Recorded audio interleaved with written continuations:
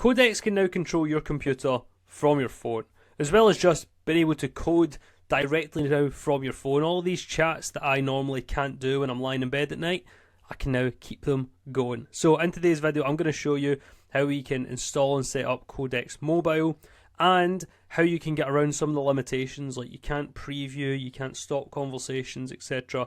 But I've found solutions. So keep watching and I'll show you how. First things first, Codex, you want the application to be installed, obviously. And you need the latest update. There'll be a button up here to update it. On ChatGPT as well, you want that on your phone to be the latest, because this update only dropped 12 hours ago, so you need the latest one. On here, down like just under automations, it will say Codex Mobile. At least that's what it said for me. It's now moved down to this here, Codex Mobile. But when you select it for the first time, something like this will pop up. But here you don't actually scan this QR code, or at least it didn't work for me. Instead, what you want to do is we'll go over here to ChatGPT on your phone, and on this menu you want to go to Codex. Now once you go to Codex, you'll have to set it up, so you have to add a connection. So go to manage connections here. You can see that it's connected to my MacBook, but here it will pop up to say, connect to this MacBook basically, and then you'll have to just maybe enter your password, and boom, that's you, you're in. You don't have to do much more, that's you working. So let me show you, just like to test out how this can work. So one limitation of Codex here actually is that projects, you can't auto collapse all of them.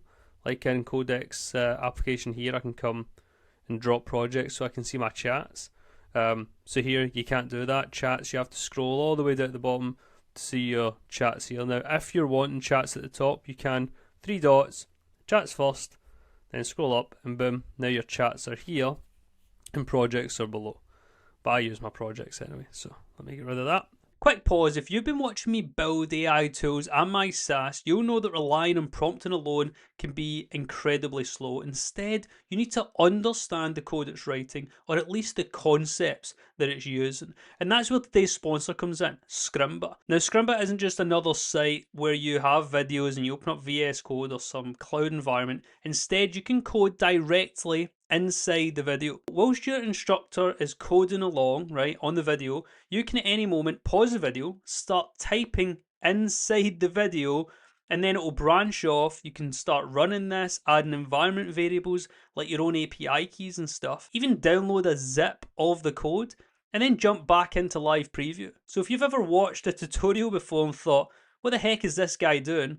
You can just pause it now and just start using his actual code right there and then. Plus, what they teach is super relevant right now. They have a Claude course, and they have an entire AI engineering course covering vector databases, MCP servers, as well as a bunch of front-end, back-end, and full-stack courses as well. That's why the website is so fast, so responsive, and so good. Now, if you want to try out this interactive video / code editor, you can sign up completely for free and start on some of the courses. So check out the link in the description below. It will get you 20% off Scrimba Pro, and if you like it, grab the annual plan and you'll get 50% off on top of that. So link below, let's get back to the video. But anyway, so here, just to show you the power of it and how we can work straight away. New chat. Now for here, full access, is what I'm going to use for everything. That's what I always do. You can ask for permissions, etc., but full access is best. You can change your model, etc., and you can even add files, plugins, but not skills. But I'll show you how you can get around that in a minute. So, just say hi. You see over here, it pops up basically instantly. And if we select this now, you can see thinking. They sync so well. Like, you see how fast that is? They sync so well. Now, sometimes when you're clicking around here, that might not sync perfect. That time it was perfect, but anyway. So here, if I wanted to use like skills or plugins, you can do the @ symbol and you can see all your plugins, right? Because these are like on your ChatGPT profile. But skills are local. So if you do /skills, you'll see that nothing pops up here. But if I go over here and do /skills, you'll see that all my skills come up, right? So / and then you can see all the skills. Now this is because they're loading in here, but they're not loading on this side. So how do we get around this? Well, although the skills don't load to see them, they actually still work and they're still there. So what we can do here is we could just say, what skills can you see?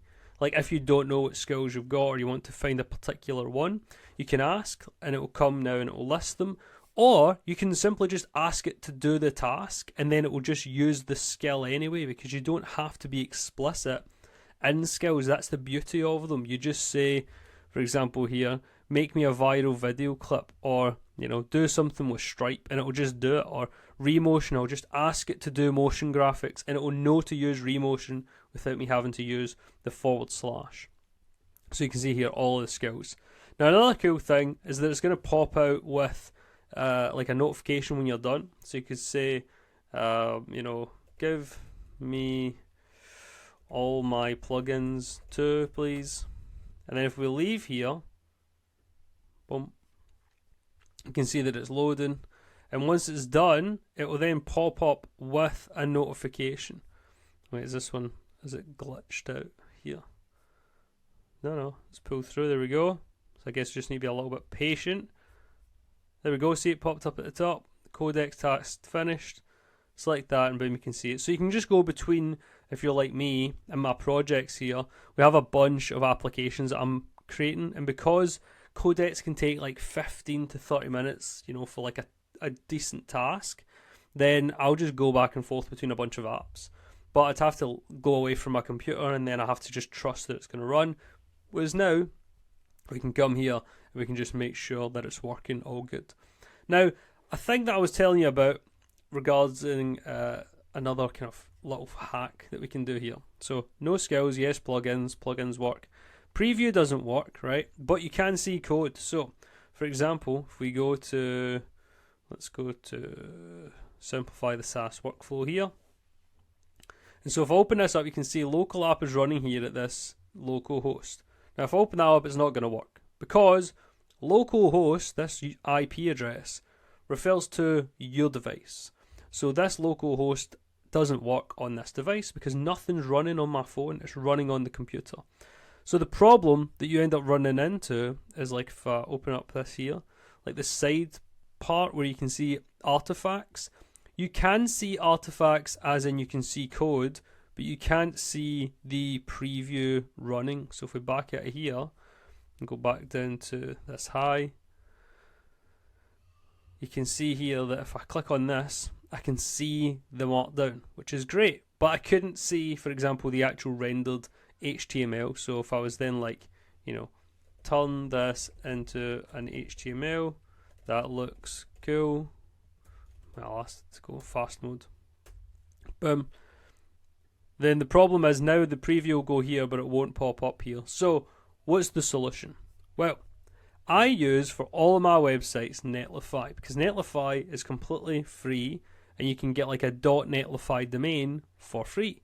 So what I do often is I'll get Codex or ChatGPT or whatever to go and deploy something at a Netlify domain name. Basically, to remove the technical jargon, you can host apps completely for free where it's like your app name .netlify.app. And what this means now is as long as you set up the Netlify API key, you could then view it here, the actual HTML file rendered. So, for example, if we go back to Netlify here, right, so if you go to your profile, user settings, then in user settings, applications or OAuth, and now you want to create a new access token. And for this one here, I'll just call it temp. 7 days expiry, that's fine. You can do never if you want. You generate a token, it'll then give you this token, which you can then come to Codex, and all you have to say is set up Netlify using my API token. And then you can just say, like, I want it to work globally on my computer. Meaning, it's going to store this API key so that you can have it anywhere in any project. Now, if you paste it like directly into chat like this, right? The problem is now that's been exposed to the chat, which is not good. So what you can do instead is tell it to put it in an env file. So put it in a .env, or you can say like open up an env. And a .env file essentially, or maybe not, maybe a global var. set it as a global var. I don't know. Ask your Codex and it will tell you what to do. Set up Netlify using my API key onto what global in your computer, and it will just guide you what to do. This is the beauty of Codex. So here, if I open this up, there's a preview.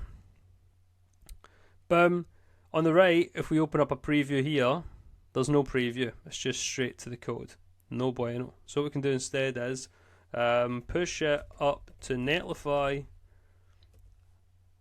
so I can actually see it. And then it will go now and it will put this up to Netlify, just like my other sites.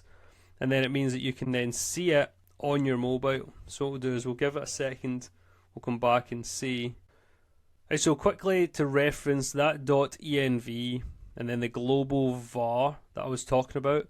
Basically, a .env lives inside of your folder, right? So my documents folder. And inside here I'll have that .env, so then anytime a project runs inside of this folder, it will use this environment variable, so exactly for Netlify. Now the problem here means that if I go into a different folder and try to run Netlify, I'll have to either tell it to go and use this one, or I'll have to give it its own .env. Whereas a global var, what this will do is it will set up inside my entire computer the Netlify API key. And so that means then that the entire computer in any folder will be able to access this single Netlify API key, which is probably more suitable for this case because you only get one Netlify API key, which works across all of your websites. So I thought that's an important note. I didn't want to just skim over it.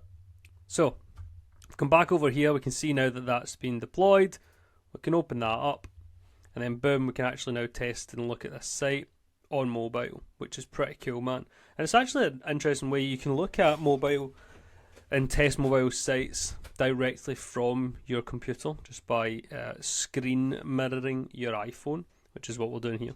It's just a little hack. So, final hack that I wanted to show you, or kind of tip, is about stopping the work. So, if I could, on this side here, right, on the mobile, let's say, redesign this, please. Then I send it. If I don't actually want it to keep working, I can just click stop. And then Codex Run is stopped.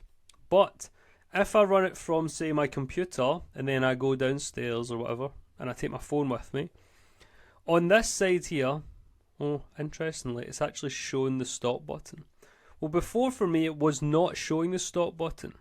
And if it doesn't show it, what you can do is just write stop, send it in, and it'll queue this message.